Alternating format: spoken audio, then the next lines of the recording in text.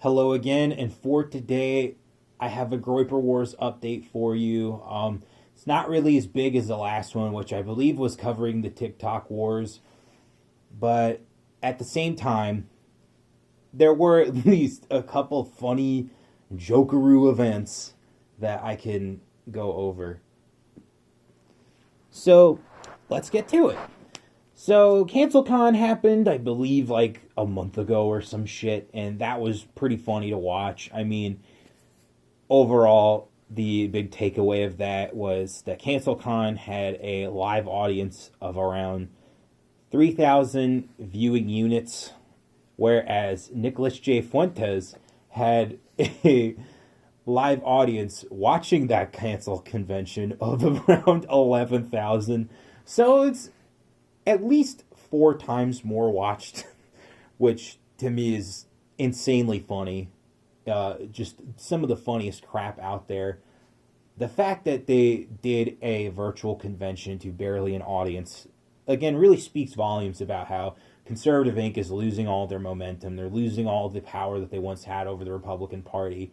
And I say good because fuck them. They are a bunch of do-nothing idiots who are obsessed with this pseudo-libertarian ideology that they claim to espouse and claim to be conservative, when it really, again, is just like conservative libertarianism. It really isn't conserving much. But at the same time, the fact that you have such star players like Dennis Prager, Ben Shapiro, Dave Rubin, and Adam Carolla all sitting down together and having a discussion on fucking 2015 talking points really goes to show that whatever they're doing isn't working anymore, and it's really funny to witness. Now, there was a second event. I had it on my Telegram when I was trying to get back up to recording content. Again, sorry about that. What can I say? Essentially, what has happened is there was some kind of Turning Point USA formal speaking event live in person, despite all the goings on in the world with the Wuhan coronavirus. And Charlie Kirk got asked the question of, will you at some point debate Nicholas J. Fuentes or Michelle Malkin? And he fucking dodged it like a scared little bitch. Because that's the kind of person Charlie Kirk is. That's the kind of man he really is.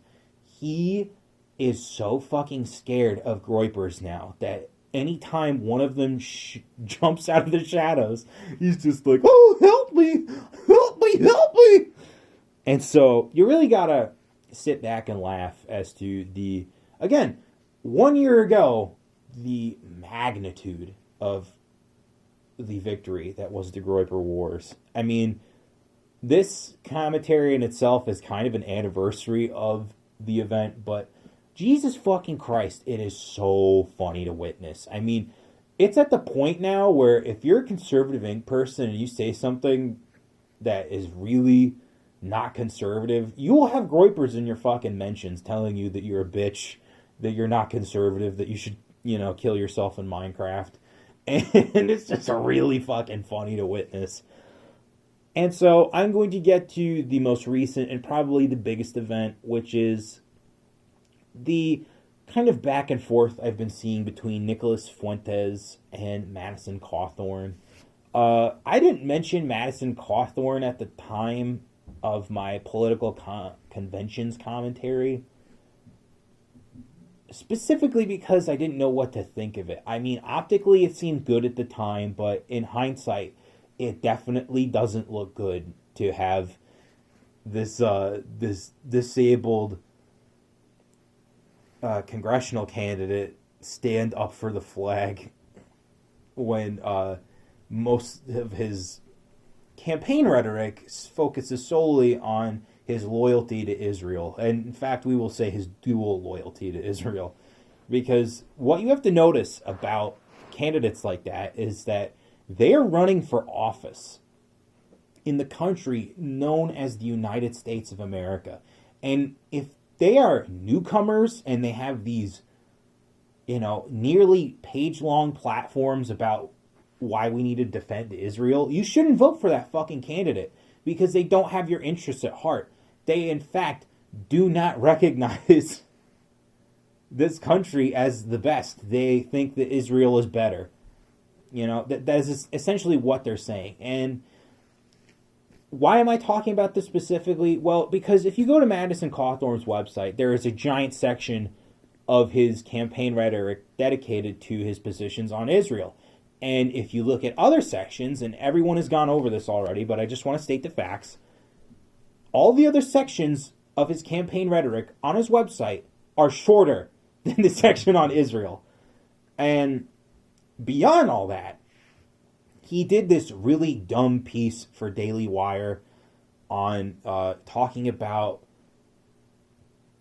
climate change and racism, specifically systemic, and, all of this not conservative shit whatsoever, and how we need to have the winning ideas or whatever fucking conservative ink losers talk about anymore. Because, again, they are just tired. They are stale. They are 5-year-old talking points of progressives, essentially. And I don't understand what the fuck is wrong with this guy. You'd think someone with his view of the world as it is, stuck in a wheelchair, would understand that, look, you need to fight for the little guy at every turn, and fighting for Israel is not fighting for the little guy. Fighting for left-wing issues is not what you should be doing as a Republican candidate.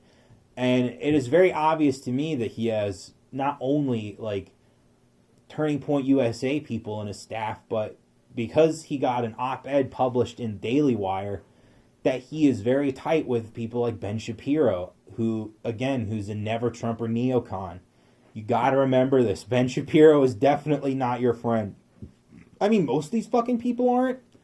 But Ben Shapiro specifically is not your friend. And you need to tell your friends, you need to say, hey, stop watching that Jewish shill.